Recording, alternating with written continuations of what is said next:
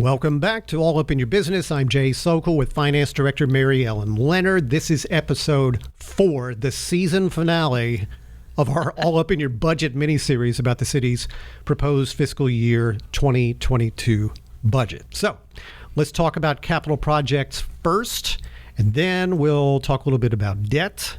So, Mary Ellen, what are some of the capital projects or maybe phases of capital projects that appear in this draft budget that we really need to pay attention to? So the capital piece is a little bit harder to understand just because there's multiple terms, and what we actually finance through the debt piece might not be what we actually expend, which is part of the budget, or appropriate, which is get permission to be able to spend. So for FY22, man, I can't believe we're there. For FY22, one of the big things that'll be finished is the new City Hall. So if you've driven down Texas Avenue at any time, you really can't miss it. No. So that building's in FY22's budget for us to be able to expend the rest of the money and finish out the City Hall and hopefully move in before Christmas. Right. And then the other big project that we've been working on for a while is the Lick Creek Wastewater Treatment Plant expansion. Oh, you almost got that. I know. I never get that right. Anyway, we are going to be finishing that up. We're not issuing any more debt for either of these two really large projects, but we will be able to finish up the construction on both of them this year. The third big one that everybody would see in town, I believe, is off of Rock Prairie Road. There's a new water tower going up. Right. We're not issuing any more debt to finish that water tower, but we will be expending money in order to be able to finish that debt. And all of those have expenses in the FY22 budget. There is some upgrades in electric to some substations, and there are some additional roads that were actually approved from a 2015 Citizens Committee that finally Union Pacific has told us we can move forward with doing what was requested back in 2015. Yes. So those projects actually have expenses as well as some debt because we didn't know when we were going to be able to move forward with them. So why issue the debt if you can't move forward with the project? And then there's a little bit of street work, I think, around Thomas Park that's built into this as well. Yes, there's some street work. I think we had some in FY21 and we'll be continuing that in 22. So I know every year when we are around budget time and we're talking about things like this, I see comments on social media and so forth where people are expressing some concern about the amount of debt that the city carries. And I wondered if you could kind of help break that down a little bit or explain how that works and how we're not overextended, that actually we're just fine in that regard. So we are just fine. Yeah. We can do all of these projects within our existing debt rate, and we do a lot, and by a lot, I mean a lot of math for out 10 years at a minimum to make sure that when a project gets put on what's called the funded list, that we're going to be able to sustain that debt within the existing tax rate.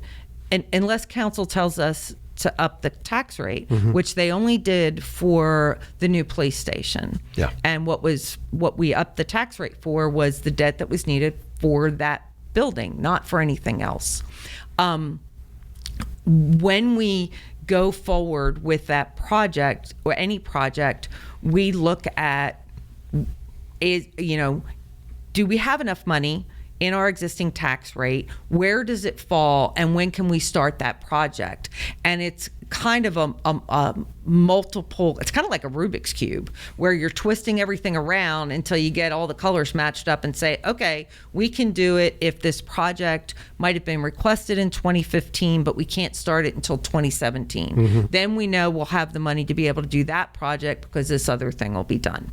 And so that's kind of how we manage through what we issue and what we don't. Yeah, and we are routinely retiring debt along the way. We do. We routinely retire it, and then we use that money for the additional projects that have been approved by the Citizens Committee. Now, we're just about out of the projects that the Citizens Committee in 2015 have requested, and City Council has requested that we go through the process to get another GO authorization, which is a general obligation bond authorization from the citizens. So that process has already started, where we're looking at what unfunded projects that we still have that are requested.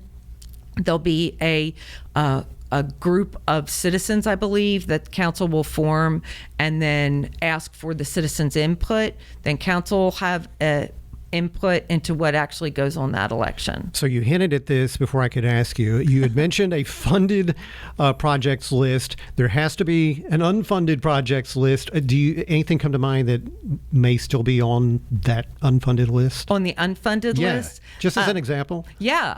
The Bachman restrooms. Okay. So out in parks, in the Bachman Park, the restrooms in the concession stand are in need of repair, and it's been on that unfunded list as long as I've been here, which is 5 years. Okay. So that's one that I know we talk about every year. Okay, so a new citizen committee may decide that some of these on the unfunded list should be recommended for funding. Yes, they could. Okay. What else do we need to talk about or need to know related to capital projects or anything related to debt? So the biggest thing and again, it's confusing because the capital piece is the hardest piece for people to get their arms around. But not all of our debt, as a matter of fact, the majority of our debt is not funded through the property tax rate.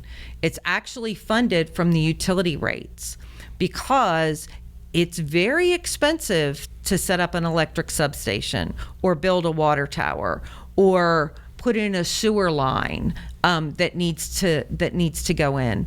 And those are funded through debt, and the debt actually makes it to where the people who are benefiting from that new sewer line or new water tower are people that will be here in the future. So since they'll be paying their utility rates in the future, they're actually paying for the debt for the facility pieces that they're used. The only pieces that are on the property tax rate, so what goes on your home tax rate, are streets and parks and facilities and technology, city facilities and very expensive technology needs like fiber optics. Right. You are so testing the limitations of this liberal arts brain. But I appreciate you talking about those different sides of capital, different sides of debt, because they actually appear in different sections of that budget book, right?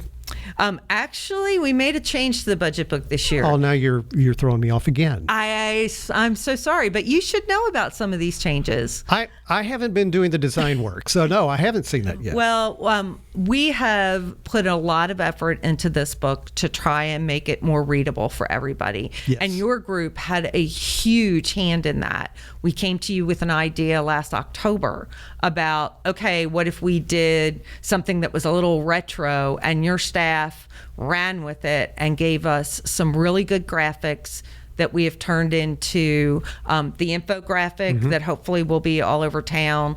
The strategic plan is actually a 2-page infographic they did for us. And all of the presentation work that I have to do, hopefully, it'll make it much easier when people see those budget workshops. So yeah, those look really good, and they're fun.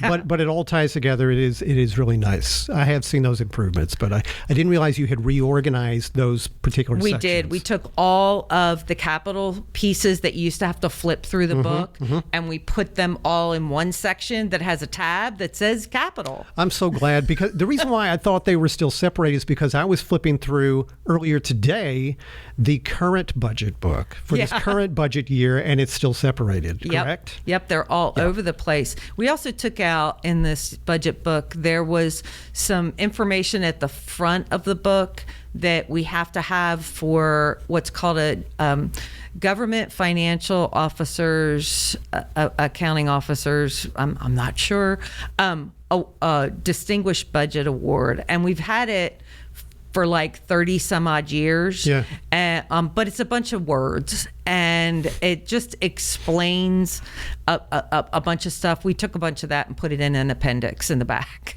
and we turned to cut some of it into a flow chart and took out the words. So, but we're still going to get our award, right?